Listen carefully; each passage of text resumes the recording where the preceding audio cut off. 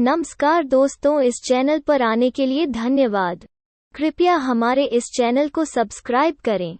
हमारे इस चैनल पे हिस्ट्री एंड बायोग्राफी और बहुत अच्छी कहानी भी आती रहेगी, इसलिए चैनल को सब्सक्राइब करें। धन्यवाद। नमस्कार दोस्तों, इस वीडियो में हम बात कर रहे हैं ताजमहल के बारे में। ताजमहल का इतिहास, ताजमहल का आविष्कार। तो चलिए शुरू करते हैं। Taj Mahal, T mail, T lit, crown of the palace. Taj Mahal Yamuna नदी के दाहिने किनारे पर एक हाथीदांत सफेद संगमरमर का मकबरा है भारतीय शहर आगरा में। इसे 1632 में मुगल सम्राट शाहजहां आर 1628-1658 द्वारा अपनी पसंदीदा पत्नी मुमताज महल की कब्र के लिए कमीशन किया गया था। इसमें स्वयं शाहजहां का मकबरा भी है। मकबरा 17 हेक्टेयर 42 एकड़ परिसर का केंद्र बिंदु है, जिसमें एक मस्जिद और एक गेस्ट हाउस शामिल है, और यह औपचारिक बगीचों में स्थापित है, जो 3 तरफ से घिरी हुई दीवार से घिरा है। स्थान, आगरा, उत्तर प्रदेश, भारत। क्षेत्र 17 हेक्टेयर। ऊंचाई 73 मीटर 240 फीट। बनाया 1632-53 के लिए बनाया गया है। मुमताज महल। वास्तुकार उस्ताद अहमद लाहौरी। वास्तुशिल्पीय शैली मुगल वास्तुकला। मकबरे का निर्माण अनिवार्य रूप से 1643 में पूरा किया गया था, लेकिन परियोजना के अन्य चरणों में अगले 10 वर्षों तक काम जारी रहा। माना जाता है कि ताजमहल परिसर 1653 में लगभग 32 मिलियन रुपए की अनुमानित लागत पर पूरी तरह से पूरा हो गया था, जो कि 2020 में लगभग 70 बिलियन रुपए, लगभग $1 बिलियन होगा। निर्माण परियोजना ने सम्राट उस्ताद अहमद लाहौरी के दरबारी वास्तुकार के नेतृत्व में वास्तुकारों के एक बोर्ड के मार्गदर्शन में लगभग 20,000 कारीगरों को नियुक्त किया। ताजमहल को 1983 में मुस्लिम कला का गहना होने के लिए यूनेस्को की विश्व धरोहर स्थल के रूप में नामित किया गया था। भारत और विश्व की विरासत की सार्वभौमिक रूप से प्रशंसित कृतियों में से एक, इसे कई लोग मुगल वास्तुकला का सबसे अच्छा उदाहरण और भारत के समृद्ध इतिहास का प्रतीक मानते हैं। ताजमहल एक वर्ष में 7-8 मिलियन आगंतुकों को आकर्षित करता है और 2007 में इसे विश्व के नए 7 अजूबों 2000-2007 पहल का विजेता घोषित किया गया था। व्युत्पत्ति। अब्दुल हमीद लाहौरी ने 1636 पादशाहनामा की अपनी पुस्तक में ताजमहल को रौजा-ए-मुनव्वरा फारसी अरबी रौदा-ए-मुनव्वरा के रूप में संदर्भित किया है, जिसका अर्थ है प्रबुद्ध या शानदार मकबरा।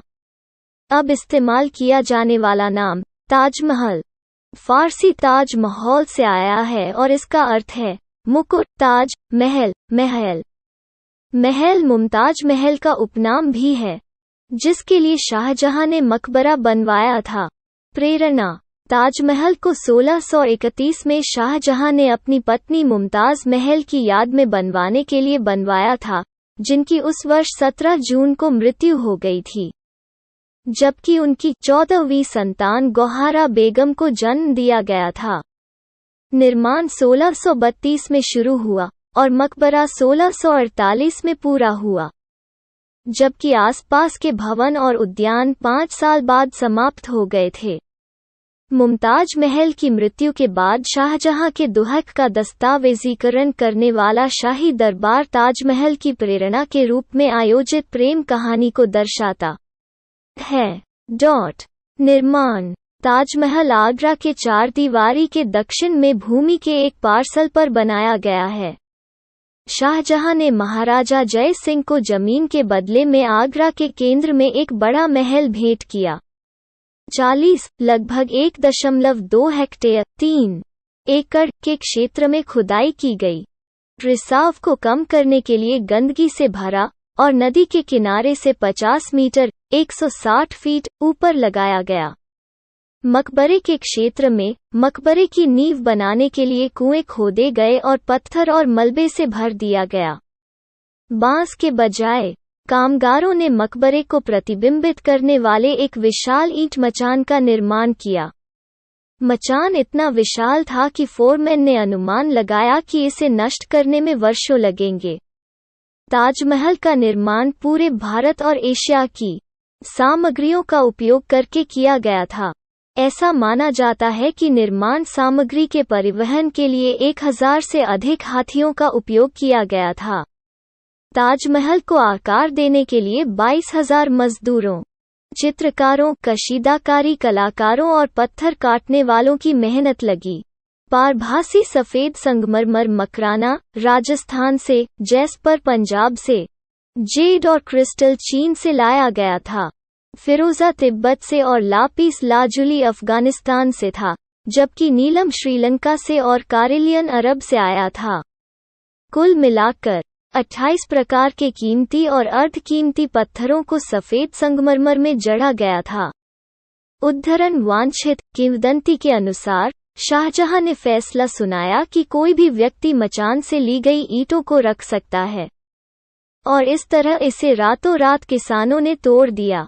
संगमरमर और सामग्री को निर्माण के लिए परिवहन के लिए 15 किलोमीटर 9.3 मील टैम्प्ड अर्थ रैंप बनाया गया था। साइट और 20 या 30 बैलों की टीमों ने विशेष रूप से निर्मित वैगनों पर ब्लॉक खींचे। ब्लॉकों को वांछित स्थिति में उठाने के लिए एक विस्तृत पोस्ट एंड बीम चरखी प्रणाली का उपयोग किया गया था। नदी से पानी को पस की एक श्रृंखला, एक पशु संचालित रस्सी और बाल्टी तंत्र द्वारा एक बड़े भंडारण टैंक में खींचा गया और एक बड़े वितरण टैंक तक उठाया गया। इसे 3 सहायक टैंकों में पारित किया गया था, जिससे इसे परिसर में पाइप किया गया था। उद्धरण वांछित प्लिंथ और मकबरे को पूरा होने में लगभग 12 साल लगे। परिसर के शेष हिस्सों में अतिरिक्त 10 साल लगे और मीनारों, मस्जिद और जवाब और प्रवेश द्वार के क्रम में पूरा किया गया।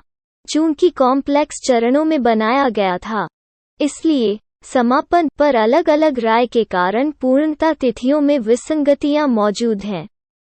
मकबरे का निर्माण अनिवार्य रूप से 1643 तक पूरा हो गया था, जबकि बाहरी इमारतों पर काम वर्षों तक जारी रहा। निर्माण की लागत का अनुमान समय के साथ लागत का अनुमान लगाने में कठिनाइयों के कारण भिन्न होता है।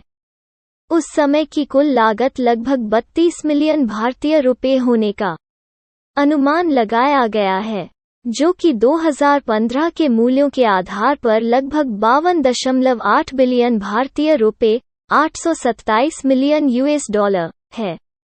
बाद के दिनों में ताजमहल के पूरा होने के तुरंत बाद शाहजहां को उसके बेटे औरंगजेब ने अपदस्थ कर दिया और पास के आगरा किले में नजरबंद कर दिया। शाहजहां की मृत्यु के बाद औरंगजेब ने उसे उसकी पत्नी के बगल वाले मकबरे में दफना दिया। 18वीं शताब्दी में भरतपुर के जाट शासकों ने आगरा पर आक्रमण किया और ताजमहल पर आक्रमण किया। वे 2 झाड़ ले गए, एक सुलेमानी का और दूसरा चांदी का, जो मुख्य कब्र के ऊपर लटका हुआ था। उन्होंने सोने और चांदी के पर्दे भी लिए।